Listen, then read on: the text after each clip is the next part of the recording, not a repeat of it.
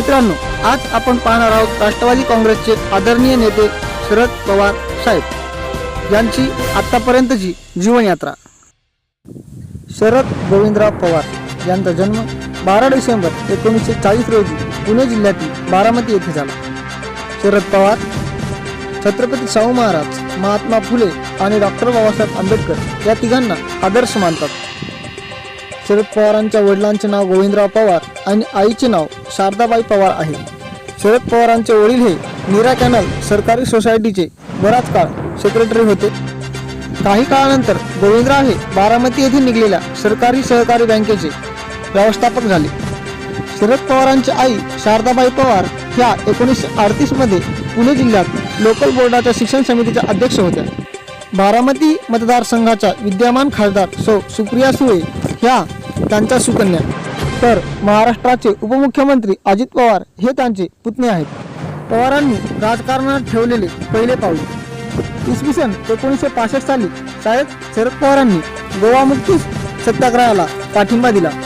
येथून त्यांच्या राजकारणी जीवनाची सुरुवात झाली। त्यानंतर पवारांनी कॉलेजमध्ये असताना विद्यार्थी संघटनेचे नेते म्हणूनही काम केले।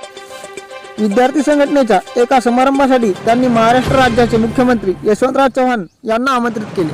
तिथे झालेल्या पवारांच्या भाषणामुळे महाराष्ट्र राज्याचे मुख्यमंत्री यशवंतराव चव्हाण हे पवारांवर अतिशय प्रभावित झाले। त्यानंतर चव्हाणांच्या सांगण्यावरून पवारांनी युवक काँग्रेसमध्ये प्रवेश केला। यशवंतराव चव्हाणांनी शरद पवारमध्ये दडलेला भावी नेता ओळखला होता आणि वयाच्या 24व्या वर्षी ते महाराष्ट्र राज्य युवक काँग्रेसचे अध्यक्ष बनले। त्यानंतर पवार साहेबांना यशवंतराव चव्हाणांचा राजकीय वारसदार म्हणून पाहिले जाऊ लागले।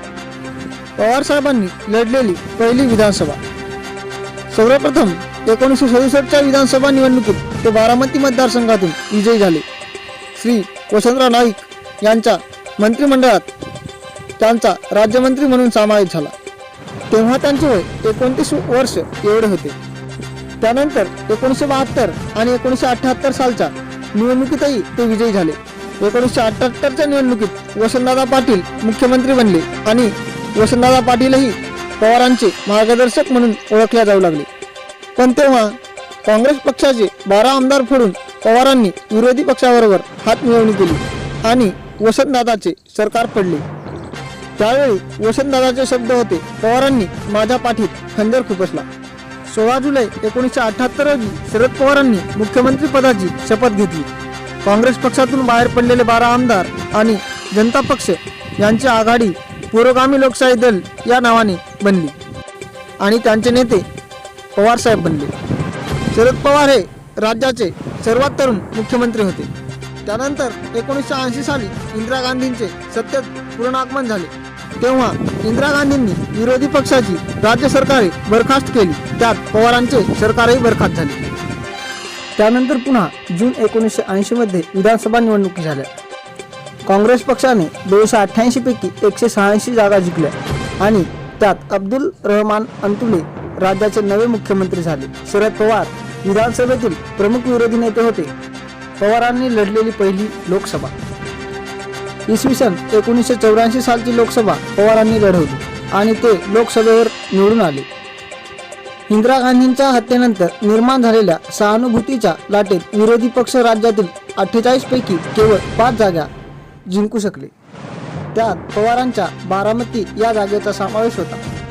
मात्र त्यांनी राष्ट्रीय राजकारणात न पडता काही दिवस काही काळ राज्याच्या राजकारणात राहायचे ठरवले। मार्च 1985 ची राज्य विधानसभा निवडणूक त्यांनी बारामतीतून जिंकली आणि लोकसभा सदस्यत्वाचा त्यांनी राजीनामा दिला। त्या विधानसभा निवडणुकीत पवारांच्या काँग्रेस पक्षाने 288 पैकी 54 जागा जिंकल्या आणि पवार राज्यसभेतील विरोधी पक्षनेते झाले। जून 1988 मध्ये पंतप्रधान आणि काँग्रेस अध्यक्ष राजीव गांधींनी महाराष्ट्राचे मुख्यमंत्री शंकरराव चव्हाण यांचा केंद्रीय मंत्रिमंडळात अर्थमंत्री म्हणून समावेश केला आणि त्यांच्या जागी महाराष्ट्राचे नवीन मुख्यमंत्री म्हणून शरद पवारांची निवड केली। 26 जून 1988 रोजी पवारांनी दुसऱ्यांदा मुख्यमंत्री म्हणून शपथ घेतली। त्यानंतर नोव्हेंबर 1989 मध्ये झालेल्या लोकसभा निवडणुकीत काँग्रेस पक्षाने राज्यातील 48 पैकी 28 जागा जिंकल्या। पण लगेच 1990 मध्ये पुन्हा विधानसभा निवडणुका होत्या आणि शिवसेना प्रमुख बाळासाहेब ठाकरे यांनी राज्याच्या कानाकोपऱ्यात प्रचारसभा घेऊन काँग्रेस पक्षापुढे आवाहन उभे केले. तेव्हा काँग्रेस पक्षाने 288 पैकी 141 तर शिवसेना भाजप युतीने 94 जागा जिंकल्या आणि 12 अपक्ष उमेदवारांच्या पाठिंब्यावर शरद पवारांनी 4 मार्च 1990 रोजी मुख्यमंत्री म्हणून तिसऱ्यांदा शपथ घेतली. जानेवारी 1991 मध्ये विलासराव देशमुख आणि इतर काही नेत्यांनी शरद पवारांना मंत्रिपदावरून हटवण्याची मागणी पक्षाध्यक्ष राजीव गांधी यांच्याकडे केली, पण राजीव गांधींनी नकार दिला. त्यानंतर लगेच 1991च्या लोकसभा निवडणुकीत पवारांनी काँग्रेस पक्षाचा एकतर्फा प्रचार करून 48 पैकी 38 जागा राज्यात जिंकल्या. निवडणुका प्रचारादरम्यान राजीव गांधींची हत्या झाली. ती पी.व्ही. नरसिंहराव आणि अर्जुन सिंग त्यांच्याबरोबर पवारांचेही नावही पंतप्रधान पदाच्या शर्यतीत आहे अशा बातम्या वर्तमानपत्रात आल्या. मात्र काँग्रेस पक्षाने श्री पी.व्ही. नरसिंहराव यांची 21 जून इसवी सन 1991 रोजी भारताचे पंतप्रधान म्हणून शपथविधी केला. नरसिंहरावांनी पवारांना केंद्रीय मंडळात संरक्षण मंत्री म्हणून नेमले. 26 जून 1991 रोजी त्यांना केंद्रीय मंत्री म्हणून प्रथमच शपथविधी झाला आणि महाराष्ट्राचे मुख्यमंत्री म्हणून त्यांच्या जागी सुधाकरराव नाईक यांची निवड करण्यात आली.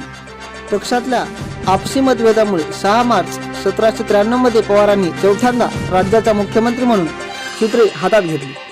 पवारांची मुख्यमंत्री पदाची चौथी वेळ अत्यंत वादग्रस्त ठरली. ते परत मुख्यमंत्री बनून एक आठवडा व्हायच्या आत 12 मार्च 2093 रोजी लातूर आणि उस्मानाबाद जिल्ह्यामध्ये भूकंप होऊन 10,000पेक्षा जास्त लोक मारले गेले. त्याबरोबरच अण्णा हजारेंनी वाढत्या भ्रष्टाचाराच्या विरोधात उपोषण चालू केले. लगेच जळगाव येथील सेस स्कॅन्डलमध्ये पवारांचे नगरसेवक सामील असल्याने पवारांचा एक वेगळा चेहरा जनतेसमोर आला आणि काँग्रेस पक्षाची बदनामी वाढली. त्यानंतर पवारांनी 16 जून 1999 मध्ये त्यांचा स्वतःचा राष्ट्रवादी काँग्रेस पक्ष म्हणून नवीन पक्ष काढला आणि काँग्रेस आणि राष्ट्रवादी काँग्रेस हे नवीन 2 पक्ष निर्माण झाले. पण काँग्रेस आणि राष्ट्रवादी काँग्रेस यांची युती करून पवारांनी विलासराव देशमुख यांना मुख्यमंत्री बनवले. शरदचंद्र पवारांना राजकारणासोबतच क्रिकेट हे अतिशय महत्त्वाचे वाटू लागले आणि 29 नोव्हेंबर 2005 रोजी ते भारतीय क्रिकेटचे अध्यक्ष बनले. भारतीय क्रिकेटचे अध्यक्ष असताना शरदचंद्र पवारांना पद्मभूषण या पदवीने सन्मानित करण्यात आले. मित्रांनो, असेच नवनवीन व्हिडिओ बघण्यासाठी लाईक, कमेंट आणि शेअर करा आणि कमेंटमध्ये सांगा तुम्हाला कोणाविषयी माहिती पाहिजे.